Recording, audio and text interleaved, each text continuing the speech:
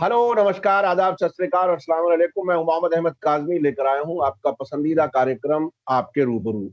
देश में जो बड़ी खबरें होती हैं, विदेशों से जो बड़ी खबरें आती हैं, हम अक्सर आपको बड़े जानकार लोगों से मुलाकात कराते हैं, आपके रूबरू कराते हैं। प्रधानमंत्री नरेंद्र मोदी ने देश को संबोधित किया है और बहुत सी बातें कही हैं, जिसमें मुफ्त राशन की बात कही है 80 करोड़ लोगों को, और बहुत सी बातें कही हैं, अपना ख्याल रखें, एहतियात करें, वगैरह वगैरह। मेरे साथ आज खास मेहमान हैं जस्टिस कोलसे पाटिल साहब। आप फॉर्मर जज हैं बॉम्बे हाई कोर्ट के, और देश भर में जाना माना नाम है समाज सेवा के लिए, और दलितों के खास तौर पर बड़े रहनुमा हैं। लेकिन सभी जो दबे कुचले माइनॉरिटीज, सबके साथ वो हमेशा खड़े रहते हैं। जस्टिस कोलसे पाटिल साहब, वेलकम है आपका मीडिया स्टार वर्ल्ड में। आप बताइए कि आपको प्रधानमंत्री की क्या क्या बातें अच्छी लगी, क्या क्या आपको क्या लगा आपको, उन्होंने जो कुछ कहा है उसमें क्या कुछ है, क्या वाकई ऐसा कुछ है जो देश का कोई भला होने वाला है? अच्छा हुआ आपने मुझे पाचारण किया और लोगों को के साथ संवाद करने का मौका दिया है, क्योंकि कल से बहुत लोग बहुत खुश है कि 80 करोड़ लोगों को 2 समय का खाना देने का काम 6 महीने आगे पीएम करेगा। ऐसा है कि पीएम का जन्मता कुंडली ऐसी है कि वो कभी सच बोलते ही नहीं, और उनको एक फोबिया है, कभी टीवी के सामने जाओ, रेडियो के सामने जाओ और क्या क्या बोल लो। कल जो उन्होंने बोला वो तो निर्मला सीतारामन ने पहले बोला था। जी। एक दूसरी बात ऐसी है, ये जो एजेंडा है, मैं हिटलर का उदाहरण देता हूँ। हिटलर ने क्या किया कि एक मुर्गा लेके संसद में गया, और मुर्गा लेके जाने के बाद उसका एक एक पंख निकाला। वो मुर्गा चीखता रहा। सब पंख निकालने के बाद उसको जमीन पे डाला और उसके सामने एक एक दाना डालते चले गए। वो दाना खाते खाते हिटलर के पीछे चलने लगा संसद में। तो हिटलर ने बताया कि जनता के ऐसी हालत करनी चाहिए तब राज कर सकते हैं। तो ये जो कल का पैकेज है, ये आरएसएस का एक डायरेक्शन है, आदेश है। जनता को सिर्फ जिंदा रहने का अधिकार है और 2 समय की रोटी मिले, वही उनका विकास है। वो सब जब तक वो समझेंगे नहीं, तब तक ये जनता तुम्हारे पीछे नहीं आएगी। मोदी शाह ये तो रोबो है। ये जहां वो जो आदेश आता है आरएसएस से, आरएसएस के ट्रेनिंग से जो आता है उसको खुद की सोच खत्म होती है और वो हमेशा उनके डायरेक्शन पे काम करता है। तो मोदी ने क्या किया, आते ही नोटबंदी करी। जो जो वादे किए थे, यानी उनका झूठ बोलने में दुनिया में उनका कोई वो कंपटीशन कर ही नहीं सकता। 15 लाख का वादा किया, वो सब छोड़ दो अभी, लेकिन नोटबंदी करी, सबके खिस्से में हाथ डाला, सब धंधे चौपट हो गए। अभी जब कोरोना आया उसके पहले देश का जीडीपी माइनस था। उनका सुब्रमण्यम स्वामी बोलता था कि 2% है, 1%। जब ये 6% बोलते थे, सुब्रमण्यम स्वामी बोलता था ये झूठ है, ये 2.5% है। लेकिन जीडीपी खत्म हो गया था। कोरोना आया, उसका बहाना लेके इन्होंने, देखो कोरोना भी आया तो इनकी गलती से आया। कोरोना सिर्फ हवाई जहाज से आया, रईसों ने लाया। ये जो सब जहाज, यदि अभी उनका कैबिनेट मिनिस्टर बोलता है, ऐसा नहीं ये झूठ बोलते हैं तो इनको मालूम नहीं कब कब सच बोलना है, कब बोलना नहीं है। जावड़ेकर ने बोला अभी कि मोदी जी को नवंबर दिसंबर से मालूम था कि कोरोना बहुत खतरनाक चीज है और ये सब दुनिया को मार देगा। यदि वो कैबिनेट में बोलता था मोदी, तो 4 महीने क्या किया? 4 महीने, यानी छोड़ दो नवंबर, दिसंबर, जनवरी, फरवरी, मार्च, 4 महीने मोदी ने कोरोना फैलने दिया, लोगों को बाहर से आने दिया। एयरपोर्ट भी बैक नहीं किए, एयरपोर्ट से लोगों को रोका नहीं, ना उनकी जांच हुई। देखो ऐसा है कि ट्रेसिंग, पेशेंट को खोजना, उसकी टेस्ट करना, जांच करना और फिर उसके ऊपर ट्रीटमेंट करना, उपचार करना। 3 टी का काम है। ये 3 टी के लिए उसने कुछ नहीं किया। और फिर बोले लॉकडाउन करेंगे। लॉकडाउन के समय कहा क्या कि महाभारत की लड़ाई हमने 18 दिन में जीती थी, जो लड़ाई हुई नहीं, जो महाभारत हुआ ही नहीं, इट इज ऑल कथानक है। उसका आधार देके बोलता है कि हम कोरोना 21 दिन में हटाएंगे।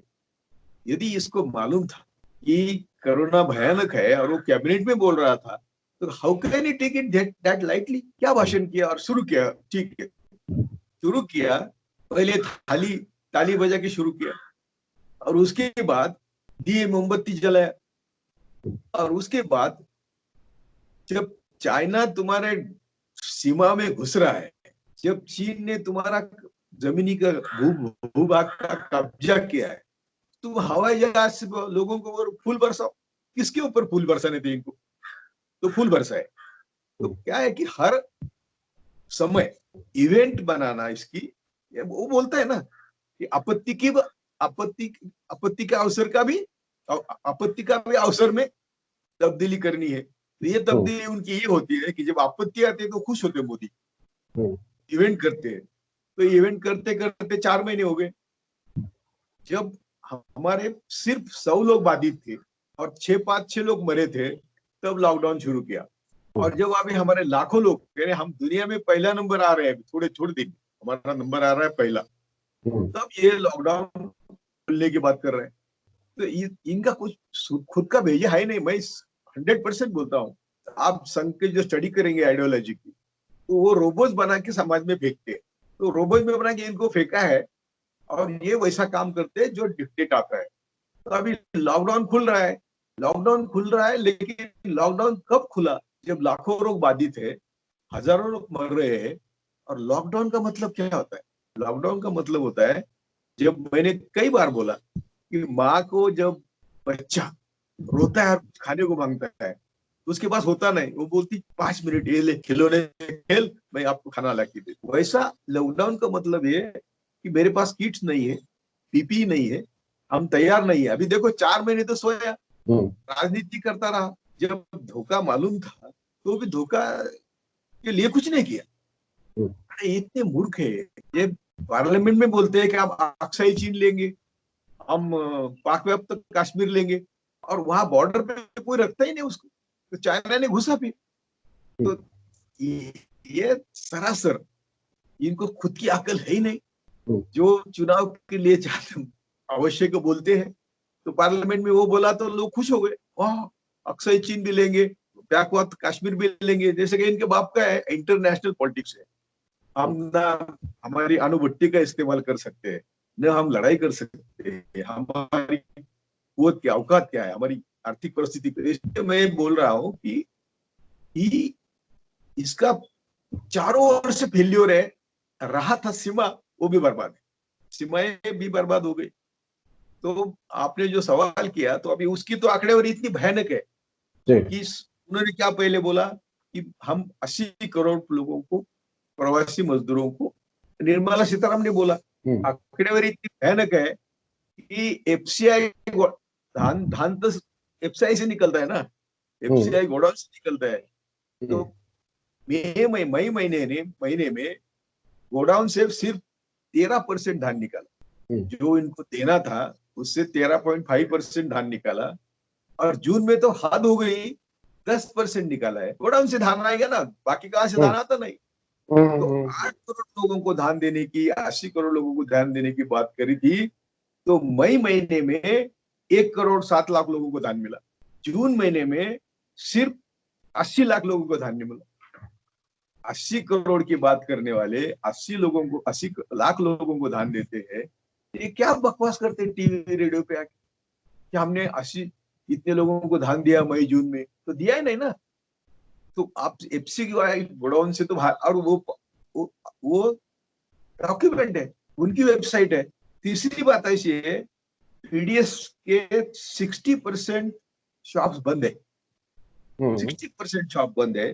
चौथी बात ऐसी है कि सिर्फ आंध्रा, केरला, यूपी और बिहार, उन्होंने उसका 90% डिस्ट्रीब्यूशन किया। बाकी तो कई राज्य है 30% भी नहीं किया।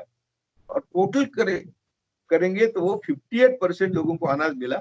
और बोलते तो क्लेम तो ऐसा है, सुनिए अभी हाँ। आगे का भी 80 करोड़ लोगों का जो है राशन सिस्टम तो पहले से पीडीएफ, तो हम्म। कल संबोधित करने का मकसद क्या था? दो तो और चीजें लिखी। तो क्या आप ये कहना चाहते हैं कि ये बार बार जो देश को संबोधित करते हैं, ये सिर्फ कुछ नया आंकड़े नया पेश कर चूल्हा देते लेके हैं, आए। ग्राउंड पर कुछ नहीं होता? कुछ मैं बोलता हूँ ना, अभी अभी हाँ। किसानों को बोल रहे कल कि हमने 9 करोड़ किसानों को 18,000 करोड़ दिए। अभी ये कब से बजट में है? वो जो पहला इलेक्शन आया ना, अभी 2019 का इलेक्शन आया, उसके पहले 2-3 महीने मैं बोला था उसी समय, हम देहात के हैं, इस अकाउंट में जब 500 रुपए जाते हैं ना, 2,000 रुपए 4 महीने में जाते हैं, तो वो खुश होता है। उसको मालूम है ना, पैसे मालूम नहीं है। तो मैंने कहा था कि ये गेम ऐसा है तो भी ठीक है। तो अभी किसानों को तुम दे रहे हैं, 2019 के पहले दिया, कल बोले हमने 18,000 करोड़ दिए, तो एक किसान को 2,000 करोड़ दिए। जी। सो दो हजार दो 2,000 रुपए दिए, तो 2,000 जी। रुपए का मतलब तुमने जो बजट में है वही दिया, तो कल संबोधन करने की क्या था? तीसरी बात एक ही है, वो जो 31 करोड़ महिलाओं को 500 रुपए महीना देता है, वो सिर्फ उतना ही हम कह सकते हैं कि कोरोना की वो रिलीफ है, क्योंकि वो नहीं था, वो आया। जो हम्म। जो पहले से था, जो बजट में है, वो तुम देते हैं। तीसरी बात ऐसी है कि ये 1 लाख यानी 80 करोड़ लोगों को यदि वो बोलते हैं कि हमने 5 महीने के लिए 90,000 करोड़ हम खर्च करेंगे, 5 महीने के लिए 90,000 खर्च करेंगे, और मई जून के लिए हमने कितने 30,000 करोड़ खर्च किए है, या हाँ 30,000 करोड़ का धान तो उठा ही नहीं। मैंने बोला ना कि एफसीआई से धान्य नहीं उठाए ना, तो कैसे खर्च हो गए? ठीक है, तो फिर 1,20,000 करोड़ हो गए 8 महीने की, तो इनमें से और एक 4 महीने का हो गया तो 50,000, 75,000 करोड़, तो 2,25,000 करोड़ में हम लोग सब 2 समय की रोटी खा सकते, इतना सस्ता काम है। जी। हो जी। गया। अभी उन्होंने 6 साल में जो उनके मित्र पूंजीवादी है, उनको जो सहूलत दी है, वो कम से कम 30 लाख करोड़ से 50 लाख करोड़ तक है। ये क्या है, हम्म। अप्रत्यक्ष प्रत्यक्ष होता है फिगर हम्म। सब, लेकिन 30 लाख करोड़ से तो कम नहीं है। तो तीस जी। लाख करोड़ में हमारा देश कितने दिन खाता? जी। 15 साल। जी। किसको दिए? 15 उद्योगपतियों को दिए, पूंजीवादियों को दिए। तो ये इनकी ये दिक्कत क्या है, इनके पास ईवीएम है, चुनाव आयोग है, सुप्रीम कोर्ट भी है, तो हम सुप्रीम कोर्ट में गए, सुप्रीम कोर्ट मानता नहीं ईवीएम के बारे में, चुनाव आयोग मानता नहीं, तो इनको वोटर्स की जरूरत ही नहीं। अभी इनके वोटर्स की भी देखो, इनको मेरे ख्याल से 2014 में कुछ 17 करोड़ वोट मिले थे, 17 करोड़ 16 लाख, जी। 2014। जी। और अभी 2019 में 22 करोड़ 90 लाख हो। तो अभी वो 80 करोड़ लोगों को 2 समय का खाना देते हैं, तो 50 लाख 50 करोड़ तो वोट मिलेंगे ना, जी। क्योंकि जी। उनको इन्होंने ऐसे सिचुएशन में लाया है कि 2 समय की रोटी वही उनका विकास है। हम्म। तो लोगों के मन में, तो लोग मुझे गालियां देंगे कि तो धान दे रहा है लेकिन देता नहीं ना प्रत्यक्ष। हम्म। अभी तो ये 30,000 करोड़ का धान दिया बोलते हैं, तो मैंने एफसीआई गोडाउन से कितना धान निकाले उसके आंकड़े लिए। जी। आंकड़े हैं एफसीआई से, तो सिर्फ मई महीने में 13.5% लिया है। टोटल जो डिक्लेयर किया है उससे 13.5%, यानी 30,000 करोड़ का 10,000 करोड़ भी खर्च नहीं किए। अभी अच्छा वो अच्छा अच्छा अच्छा, कौन से पाटिल साहब, मैं ये समझना चाहता हूँ, मैं समझता हूँ दर्शक इस बात को जानना चाहेंगे कि ये सब आंकड़ों का घोलमेल है, बता दिया जाता है, और जब आसपास आप देखें कोई बेनिफिशियरी कोई है तो वो नजर नहीं आता, जब पब्लिक डिस्ट्रीब्यूशन सिस्टम की दुकानें बंद नजर आती हैं, एफसीआई का आंकड़ा आपने निकाल के दिया, तो आखिर इसमें जनता क्या करे, कब तक, मतलब अगर अगर ये सिर्फ सारे झूठे आंकड़े हैं, सिर्फ वोटों का खेल है, और वोटों का खेल भी नहीं है जैसा कि आप बता रहे कि ईवीएम उनके पास है, तो फिर आखिर डेमोक्रेसी कैसे बचे, क्या हो? आप उसका कुछ हल बताइए। मैं अगर आपको इतना। आपको 2 वीडियो एक एक 20-20 सेकंड के मैं आपको भेजता हूँ, लिंक भेजता हूँ।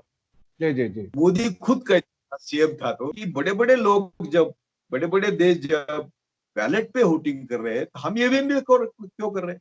और सुब्रमण्यम स्वामी बोलता है कि जापान के लोगों को मैंने पूछा कि तुम करते तो बोले हम क्या मूर्ख है क्या, जूते है क्या, ये तो फ्रॉड है ईवीएम। कौन बोलता है? जो बनाता है वो बोलता है। उनकी चिप आती है, जापान से चिप आती है, वो मैनेज होती है। तो वो दोनों वीडियो आप लोगों को दिखाई कि जब ये खुद कहते थे सीएम थे तब, ये तो उसको थूकने का और चाटने की आदत है इनको सबको है, बीजेपी वाले को, संघ को। तो अभी देखो ना, संघ के पास हमारे सामने खड़ा करने के लिए, देश के सामने खड़ा करने के लिए भी एक भी उनके पास आदर्श पुरुष नहीं है, एक भी नहीं। तो नाम किसके लेते हैं? सरदार पटेल, जिन्होंने उनको बंद किया था। भगत सिंह, जो खुद बोला कि हम ब्रिटिशों को तो यूं भगाएंगे, आर्यभट्टों का क्या करेंगे। विवेकानंद कहते थे कि जब तक तुम सब सड़के मरेंगे नहीं ये पुरोहित, तब तक ये देश का विकास नहीं होगा। और उनको सर पर लेते। छत्रपति शिवाजी, न उन्होंने कभी मंदिर बांधा, न उन्होंने कभी मस्जिद तोड़ी। शिवाजी के पास सब मुस्लिम थे। तो ये सब देश को रात दिन गुमराह करने की, सभी आर्यभट्ट जिसको बोलते हैं हम, ये की पोजीशन पे बैठे हैं। कोर्ट उनका है, मीडिया उनका है, आईबी उनका है, सीबीआई उनका है, ब्यूरोक्रेसी उनकी है। यानी बहुत संख्या में बहुत कम है, लेकिन हमारे लोग उनके नीचे है ना, की पोजीशन की है। तो एक भाई आरएसएस का प्रमुख होता है, दूसरा भाई आईबी का प्रमुख होता है, दामाद पुलिस का प्रमुख होता है, तो ससुर आरएसएस का प्रमुख होता है। तो ये आरएसएस नाम का जो एक जहरीली गड्ढा है वो सबता रहा है और देश को हमेशा अशांत। अभी अभी एक सबीना का सबनानी का अभी कल जिक्र हुआ, परसों जिक्र हुआ कि जो दुनिया का माफिया है, लोगों को माफिया बनाता है, इसके लिए उसके पास सब उपाय है, वो सबको लोग माफिया बनाता है। तो वो इनका दोस्त है, वो इनको फाइन करता है। उनकी लड़की कंधे पर लेके मोदी का फोटो है और उसने उसको मोदी को 1 लाख का चेक दिया गंगा नमामि के लिए। तो ये इनके अंदर की रिलेशन है। ये कभी मुस्लिम का वीडियो मेरे पास, मैं रियली बोलता हूँ, आपको ये लिंक मालूम है तो ठीक है, नहीं तो मैं देखता हूँ। तो बोलता है कि मुझे बुला के लिया और मुझे टेररिस्ट बनाया। वही ना बोलता था तो मेरे पिछवाड़े से ब्लड आने लगा तो भी मारते रहे कि हाँ बोल तू आतंकवादी है। तो इस सब जाल से कैसे निकले थे? वही बोल रहा हूं मैं कि मीडिया नहीं है तो हमारा जो सोशल मीडिया है, भाई लिख लो, थोड़े दिन में हमारा सोशल मीडिया भी बंद करें। हमारे यूट्यूब के डिलीट होते, इतने वो जहरीले हैं कि इन्होंने अभी इतनी अच्छी पकड़ बैठी है कि हम सब लोग हमारा सब खुद का भूल के, पुलिस पाटिल है, बंगला है, गाड़ी है, सब भूलो और देश के लिए रास्ते पर जाओ। लोगों को बोलो चलो हम सब मिलके ये रेजिम नहीं खत्म करें। क्या हो गया है कि बहुत समय थोड़ा मिला हम लोगों को। ये मेरे बाप तो मजदूर थे, मेरी माँ मजदूर थी, मैं खुद उनके साथ मजदूरी करता था, तो मुझे 36 नया पैसा रोज था। इत्तेफाक से पढ़े तो हमारे जैसे लोग पढ़े तो वो लाचार बने, इनके पीछे गए, प्रमोशन चाहिए। अभी जज होता है तो बेचारा सुप्रीम कोर्ट जज, गवर्नर बनता है, इसलिए शर्म आनी चाहिए। सुप्रीम कोर्ट जज राज्यसभा में जाता है, शर्म आनी चाहिए। इतनी इतनी ये क्यों गरिमा, ये पदों की गरिमा क्यों ये लोग कम कर रहे हैं। अभी ये हमारा कल चीफ जस्टिस हमारा दोस्त का लड़का है, वो कई मोटरसाइकिल की ट्रायल के लिए गए। देखो ना अभी, अरे इतना काम करना चाहिए आप लोगों ने कि देश जल रहा है, रास्ते पर लोग मर रहे हैं। मैंने कहा कि ये जो आप जिस पद पर बैठे हैं, ऐसा पद है कि आपका इतिहास सुवर्ण अक्षर में लिखा जा सकता है। आप ये क्या कर रहे हैं? तो चारों तरफ हम देखेंगे तो किसी को ये 80 करोड़ लोगों के लिए हमदर्दी है ही नहीं। और हमदर्दी न होते हुए वो सबको कुचल कुचल के मार रहे हैं और इलेक्शन में तो 303 सीट लेते हैं। तो कौन वोट देता है? और जो ये खुद बोलते थे ये ईवीएम झूठा है, अब ईवीएम सच हो गया क्या? सबसे बड़ी बात मैं बोलता हूँ, राज कांग्रेस का हो, क्या है, मुझे थोड़ा कांग्रेस का ब्रांड लगाते हैं, मैं किसी का नहीं। क्योंकि कांग्रेस यदि अच्छी होती, हरिश्चंद्र होती, तो मोदी सत्ता में नहीं आता ना। जानबूझकर बिल्कुल बिल्कुल। कांग्रेस के आरएसएस के लोग हैं, उन्होंने मोदी को, शाह को बचाया, और मोदी को, शाह को बचाया। अभी क्या करेंगे? अभी तो सब हाथ से गया है। तो मैं क्या बोल रहा था कि हम सब ने एक बात ध्यान में रखनी चाहिए कि कोई भी पार्टी हमारी नहीं, लेकिन आज के माहौल में अकेला राहुल गांधी आरएसएस के खिलाफ बोलता है, ब्राह्मणवाद के खिलाफ बोलते हैं, और उसको ना कांग्रेस सपोर्ट कर रही है ना बाकी लोग सपोर्ट कर रहे हैं। तो उनको पप्पू कह के अकेला वो कैसा पड़े, ये सब लोग देख रहे हैं। हम सब लोगों ने, क्योंकि कांग्रेस हर गांव में है, हर गांव में कांग्रेस है, कांग्रेस का एक जड़े है, तो हमें कांग्रेस को आज ताकत देने की जरूरत है, हम खुद खड़े रह के। क्योंकि खड़ा कौन रहता है, आप समझिए। जयप्रकाश नारायण को खड़ा किसने किया? संघ ने किया। इंदिरा गांधी को मारा किसने? प्रत्यक्ष अप्रत्यक्ष संघ का काम है। राजीव गांधी को मारा। ये सब जो हो रहा है ना, एक एक नेहरू फैमिली का आदमी मारना, और फिर इनको, इनके रास्ते साफ हुए ना। नेहरू की बदनामी करने का क्या? अभी अभी मैं शांति भूषण सुन रहा था, शांति भूषण बोला कि नेहरू, इंदिरा गांधी इतने ग्रेसफुल थे कि इंदिरा गांधी के खिलाफ मैंने खटला चलाया, तो भी इमरजेंसी में इंदिरा गांधी ने मुझे हाथ नहीं लगाया, ना मुझे कोसा। He lost, Indira Gandhi lost because of his advocacy in before justice Sinha Allahabad में। तो बोले वो ग्रेसफुल लीडर्स थे, जो बीजेपी का संस्थापक है, एडवोकेट, सुप्रीम कोर्ट में एडवोकेट है, प्रशांत भूषण के पिता शांति भूषण। जी जी। अब लेकिन मैंने 86 से छोड़ दिया ये। जब ये मुसलमान करने लगे तो मैंने छोड़ा। मुझे लगता था ये भाजपा बना यानी सेक्युलर हो गए, लेकिन वो संघ का भाजपा जब बना तो वो फाउंडर था। तो इतने अच्छे यशवंत सिन्हा देखो, बाकी सब लोग देखो, जिन्होंने ये देखा कि इतना बदल गया है भारत। तो आज हम सब लोगों ने किसी भी हालत में कांग्रेस को सपोर्ट करने की जरूरत है, जो कांग्रेस को संघ सिर्फ अकेला पाड़ने की, रखने की बात कर रहे हैं। और कांग्रेस वाले सुधरते नहीं, उनकी भी गलती। आज भी कांग्रेस, मुझे कब किसी का संबंध है क्या? मुझे मालूम है सोनिया गांधी, राहुल गांधी, राजीव गांधी भी मुझे मालूम थे, क्योंकि मेरा एक जजमेंट था, जो जजमेंट सरकार के लाखों करोड़ रुपए बचा सकता था, लेकिन मेरा माइनॉरिटी जजमेंट था। तो मैं राजीव गांधी को मिला, मेरे जजमेंट का कानून बनाएंगे तो आपके लाख करोड़ बचेंगे। उन्होंने जल्द तुरंत बना दिया कानून। मैंने कहा साला इतना प्रॉम्प्ट प्राइम मिनिस्टर है। 2 मिनट में, मेरे उनकी पहचान नहीं थी, कल्पना राय मुझे लेके गए। मुद्दा अच्छा था, जो भी हम खरीदते वस्तु ना, उसके ऊपर एक्साइज हम भरते हैं और कैपिटलिस्ट वापस लेते थे।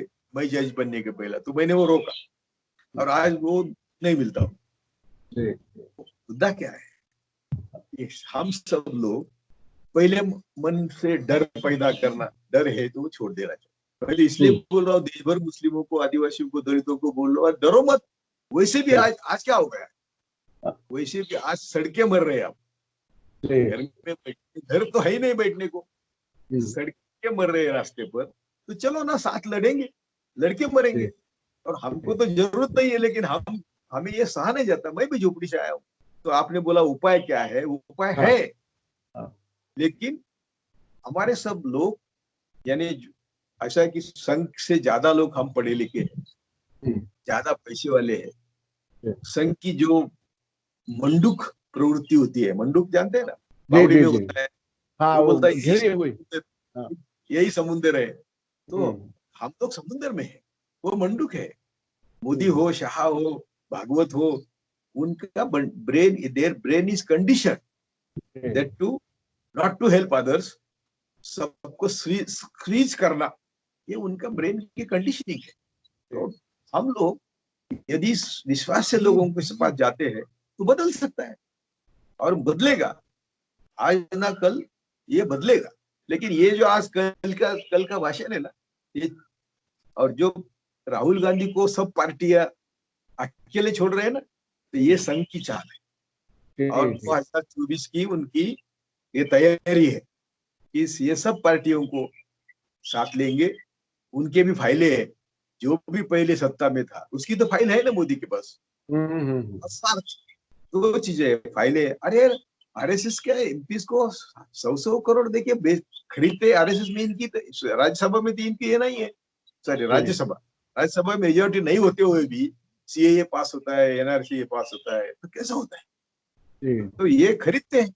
नहीं तो दो बातें, फाइल है नहीं तो खरीद दे। तो इनके पास 500 करोड़ उनके खरीदने के लिए पैसे है, और 80 करोड़ लोगों को 2 समय की रोटी देने के लिए कितना गाजा वाजा करते हैं, संबोधित करने के लिए टीवी पे आते हैं और देते तो कुछ नहीं। जो भाषा की ये देखा ना, अभी अभी मैंने देखा है, वो बोले कि ये झूठ है।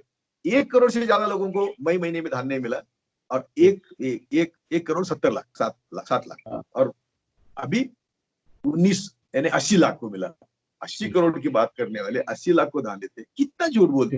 जी जी, बहुत बहुत शुक्रिया जस्टिस कोलसे पाटिल साहब, आपने बहुत सी चीजें बताई, हकीकत बताई। जो 80 करोड़ की बात, वो 80 लाख की है हकीकत। उसके अलावा मेरे पास सब आंकड़े हैं, प्रूफ है, मैं चैलेंज करता हूँ कि कोई भी आके झूठ कहे। जी जी बिल्कुल। और एफसीआई से आपने आंकड़े बताए, और ये भी बताया कि पीडीएस बंद है, पब्लिक डिस्ट्रीब्यूशन सिस्टम की दुकानें। ऐसे में प्रधानमंत्री जी ने आकर के जो कुछ मनरेगा का थोड़ा बहुत, कल उन्होंने मनरेगा जिक्र किया, मनरेगा का उन्होंने जिक्र किया कल, और 1 लाख करोड़ तक हम खर्च करेंगे। यानी बजट में तो है 40,000 करोड़ थे या 60,000 करोड़ थे मनरेगा के, 40,000 करोड़ बढ़ाए, लेकिन खर्च कितने किए? 1 लाख करोड़ का बात, खर्च का आंकड़ा नहीं बताया जाता। 19 करोड़ खर्च किए, और बाकी इंफ्रास्ट्रक्चर में करे, और कितने लोगों को काम दिया। देखो, मिड डे मील की बात करते हैं, हम मिड डे मील देते हैं। हमारे देश में 12 लाख स्कूल है, 11 लाख 12 लाख के बीच में 11.5 लाख होंगे, चलो 11 लाख होंगे। 11 लाख स्कूल है, 664 स्कूल में भक्त मिड डे मील मिला मई जून 664 664, और वो भी सिर्फ आसाम में मिला, देश भर में नहीं मिला। तो ये कब तक लोग सहेंगे, और कब तक ये हम झूठ, इनके डर से हम इनका झूठ बाहर न लाए, हम कितने दिन इनको डरेंगे? तो मरने दो, मारने दो उनको, जो मारना है करेंगे वो, लेकिन डरे कितने? जी जी जी, बुनियादी बात यही है कि डर से निकल करके जो हकीकत है, ग्राउंड रियलिटी है, वो सबके सामने जानी चाहिए, और उसी की बुनियाद पर सरकार को नापना चाहिए, आंकना चाहिए। और जैसा कि आपने बताया कि मौजूदा हालात में कांग्रेस को मजबूत करना चाहिए, ताकि एक अपोजिशन हो और कोई तब्दीली की कोई सूरत बने। तो ये बहरहाल ऐसा कोई लीडर है जो खड़ा रहता है, लीडर, तो वो सिर्फ आरएसएस खड़ा करते हैं ना। आरएसएस के संघ ने, इंदिरा गांधी ने जब ये सब किया, देखो आपने, आप समझ लीजिए, इंदिरा गांधी अमेरिका में जाके भाषण करती है रिगन के सामने कि मेरे देश के प्रॉब्लम अलग है, मैं आप जैसे बड़े देशों के कंपटीशन में नहीं हूं। एक बड़ा तबका है जिसको मेरे देश में हजारों साल से बराबरी का दर्जा नहीं मिला है, और ये दलित उसके कांग्रेस के खिलाफ बोल रहे हैं। आज का जो रिजर्वेशन है ना, वो पहली अमेंडमेंट नेहरू ने करी जून 1951 में। सब कोर्ट कॉन्स्टिट्यूशन को कुचल कुचल के मार रहे थे। 26 जनवरी 50 को कॉन्स्टिट्यूशन आई, जमींदारी एबॉलिशन एक्ट फेंक दिया, रिजर्वेशन फेंक दिया, सब फेंकने लगे कोर्ट। तो नेहरू ने बोला कि मुझे तो देश को सामाजिक, आर्थिक, राजकीय समता देनी है, तो क्या करूं? तो वे सब कानून, जो कानून बनाए, वो कोर्ट के दायरे से बाहर निकाले। ये अमेंडमेंट थी पहली। अभी अम्बेडकरवादियों को मालूम नहीं कि बाबा साहब ने तो घटना बनाई, लेकिन वो घटना को जिंदा रखने का काम नेहरू ने किया। जी। तो ये सारी चीजें देश के इतिहास में हैं, लोगों को समझने की जरूरत है, नई नस्लों को समझने की जरूरत है। और मैं अपने दर्शकों से बता दूं कि क्योंकि हम स्काइप से बात कर रहे हैं, तो कहीं कहीं ऑडियो की कुछ प्रॉब्लम है, हम उसे बेहतर करने की कोशिश करेंगे। जस्टिस कोलसे पाटिल साहब, आपका बहुत बहुत शुक्रिया, आप हमें वक्त दे देते हैं मीडिया स्टार वर्ल्ड के दर्शकों से आप बात कर लेते हैं, हम इसके शुक्रगुजार हैं। फिर हम आपसे फिर बात करेंगे। इसी के साथ मुझे दीजिए इजाजत। धन्यवाद, शुक्रिया। जय भारत, जय हिंद।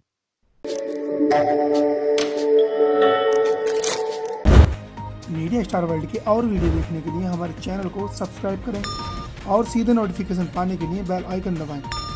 और अगर हमारी खबर सच्ची और अच्छी लगे तो अपने व्हाट्सएप, इंस्टाग्राम, फेसबुक और ट्विटर अकाउंट पर जरूर शेयर करें।